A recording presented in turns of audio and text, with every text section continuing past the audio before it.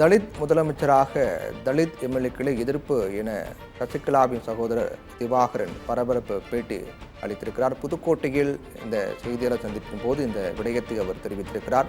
தனபாலை முதலமைச்சராக அதிமுக தலித் எம்எல்ஏக்கள் 35 பேர் எதிர்ப்பு தெரிவித்தார்கள் என்ற அதிர்ச்சிகரமான ஒரு செய்தியை அவர் வெளியிட்டிருக்கிறார்.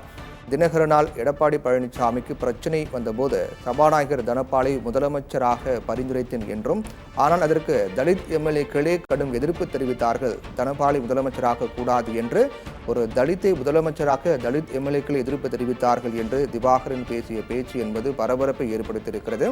சமீபத்தில் தலித் முதலமைச்சராக முடியுமா என்ற விவாதம் தமிழகம் முழுக்க பேச்சு பொருளாக மாறியது.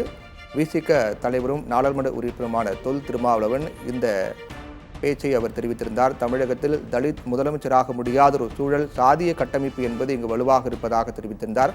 அதைத் தொடர்ந்து அதை சார்ந்த அரசியல் பேச்சுகள் பரபரப்பாக பேசப்பட்டு வரக்கூடிய சூழ்நிலையில் திவாகரன் பேச்சு இந்த பேச்சு மீண்டும் பரபரப்பை கிளப்பியிருக்கிறது.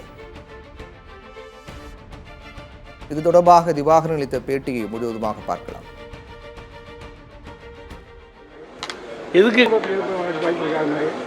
எதுக்கு காலதாமதம் கேட்குறீங்க? ஒருங்கிணைப்பு தான் விரைவில் நடந்துன்னு சொல்கிறாங்க. இன்னும் 2 வருஷம் இருக்குல்ல, உங்களுக்கு 1.5 வருஷம் இருக்குது. இந்த நேரத்தில் அதிமுக நிர்வாகிகளுக்கும் குறிப்பாக எடப்பாடி பழனிசாமிக்கும் நீங்கள் கொடுக்குற அட்வைஸ் இல்லை. ஏன்னா ஏற்கனவே அதிமுக கீ ஃபேக்டராக நீங்கள் இருந்தீங்க.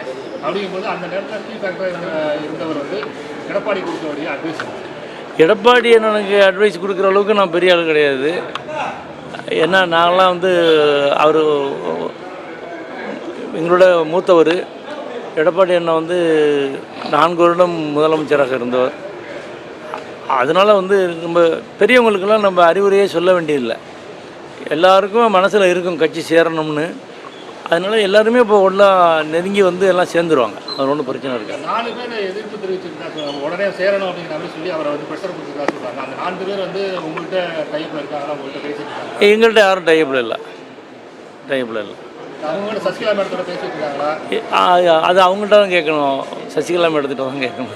சமீபத்தில் அரசியல் கட்சி தலைவர்களாக ஒருத்தர் மனம் புண்படுற மாதிரி கிண்டல் அடிக்கிறது, கேள்வி அடிக்கிறது ஒரு நகைச்சுவையாக போயிட்டு இருக்கு. அதை எப்படி பார்க்குறீங்க? தமிழ்நாடு அரசியல் ஒரு காலத்தில் ரொம்ப அழகாக இருந்தது. இப்போ அந்த மாதிரி தான் போயிட்டுருக்கு.